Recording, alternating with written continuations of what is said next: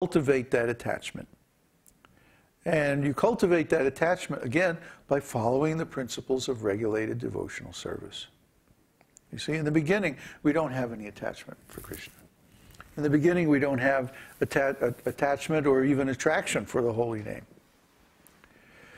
In the beginning, it seems like, oh, there's all this stuff I got to do. You know, read all these books and follow all these rules and do all this stuff and learn all these prayers. And oh, man, you know, it's really a lot. But once we develop attachment, it's like, oh, yeah, this is our pleasure in life. This is our goal and the means to attain that goal, all wrapped up into one. So we really, really develop attachment for this holy name because it is the means of success. It is the method for attaining transcendental love of Krishna, which is what everybody really wants. Everybody wants to be in love with a beautiful person. Is there anybody who doesn't want to be in love with a beautiful person? You know, that's pretty dumb. You know, maybe Scrooge, huh? But even he does.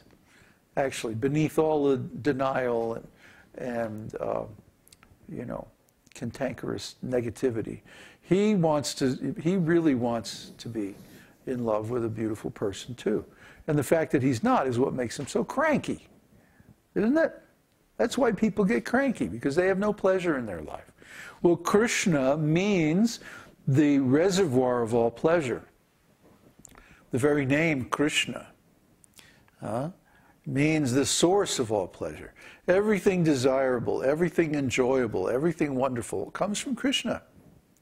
Krishna is God. Where else does he come from? So try to understand. If we have contact with Krishna, if we have connection with Krishna, then we have everything enjoyable. We have everything. Krishna is so wonderful. He's so beautiful. He's so cute. He has such an attitude, you know. I mean, trying to explain Krishna's attitude, oh boy.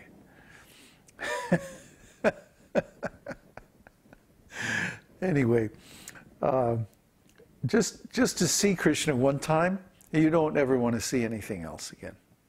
Just, where is Krishna? Where is Krishna? I want to see Krishna again. Come on. Come on, Krishna. Where are you? Come out. I know you're there. Come on out. So this becomes your quest in life. How can I see Krishna again? So we should have this attachment that once knowing how wonderful Krishna is, we want to see him again and again. In fact, we don't want to see anything else. We only want to see him. That's real devotional service. And of course, that's very pleasing to Krishna too. So he wants this, and he gives us all facility to achieve it. All we have to do is chant his holy name. And the thing is, we are so reactionary and so weird that we don't do it. We want to do all these other things, like become a great religious leader and have a big organization with lots of money. But that won't make us happy either. Guess what?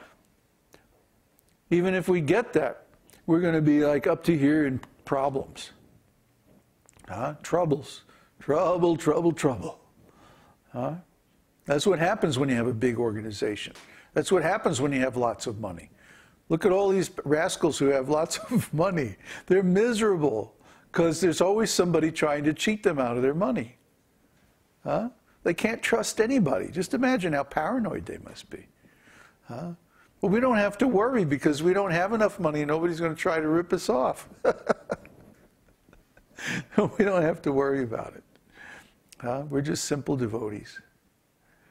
So try to understand. Everything about this process is nice. It's very nice. And the farther, the higher we get on the development of consciousness, then the nicer it gets and the more wonderful it is. Until that's all we want to do. That's all we want to do is chant Krishna's name, tell people about Krishna, describe Krishna's qualities, narrate Krishna's pastimes, think about Krishna, look at Krishna, hug Krishna. That's all we want to do. So we should have attachment to chanting the holy name of the Lord, which is the means of achieving this. And the next section is eagerness to describe the Lord's transcendental qualities. Attachment for chanting the glories of the Lord is also expressed in Caitanya-caritāmṛta as follows. What shall I do for Krishna, who is pleasing beyond all pleasurable conceptions, and who is naughtier than all restless boys? The idea of Krishna's beautiful activities is attracting my heart, and I do not know what I can do.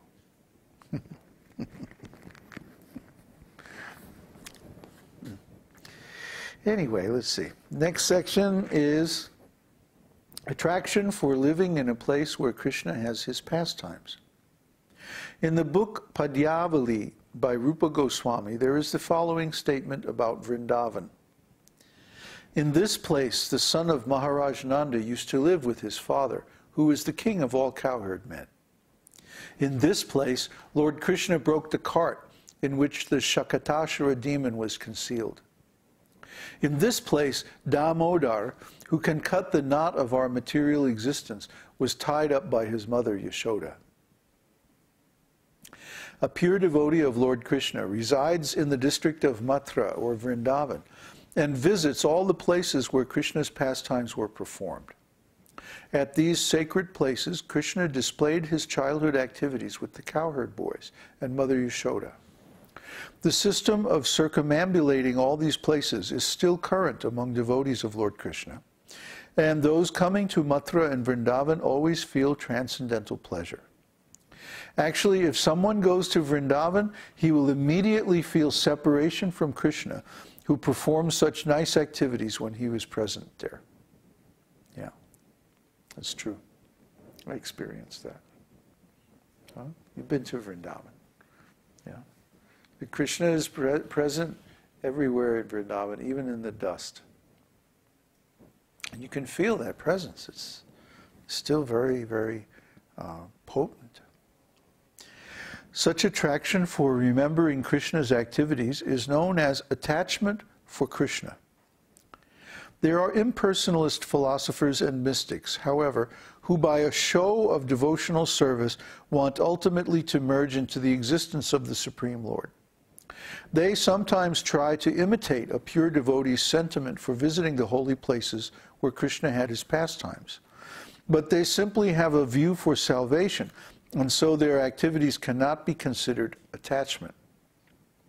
It is said by Rupa Goswami that the attachment exhibited by pure devotees for Krishna cannot possibly be perfected in the hearts of fruitive workers, karmis, or mental speculators, because such attachment in pure Krishna consciousness is very rare and not possible to achieve even for many liberated persons.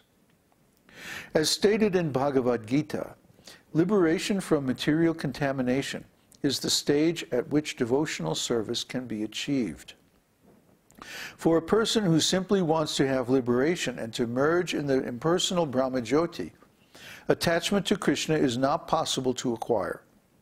This attachment is very confidentially kept by Krishna and is bestowed only upon pure devotees. Even ordinary devotees cannot have such pure attachment for Krishna. Therefore, how is it possible for success to be achieved by persons whose hearts are contaminated by the actions and reactions of fruitive activities, and who are entangled by various types of mental speculation? Oh boy, this is a long section.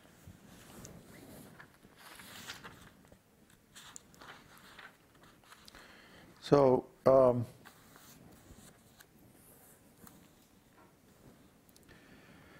this is the bottom line. That to attain real attachment for Krishna, what to speak of real love for Krishna, that our hearts have to be pure. Our hearts have to be clean. Our minds have to be clean of all material contamination. We can't become pure devotees if we're still cultivating material desires or material activities. All of our activities have to be somehow or other dovetailed with service to Krishna, Krishna consciousness.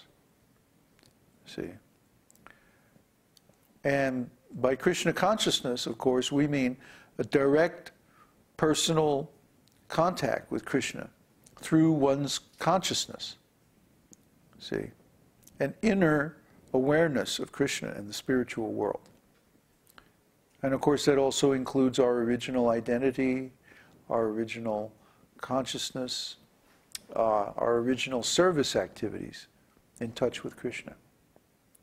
That is self-realization. That is Krishna consciousness. Now, there's a preliminary stage of Krishna consciousness where we perform various ritualistic activities with the material body and senses and even the mind. But that is only the preliminary or neophyte stage during which we undergo purification so that we can experience the higher, the real Krishna consciousness, which is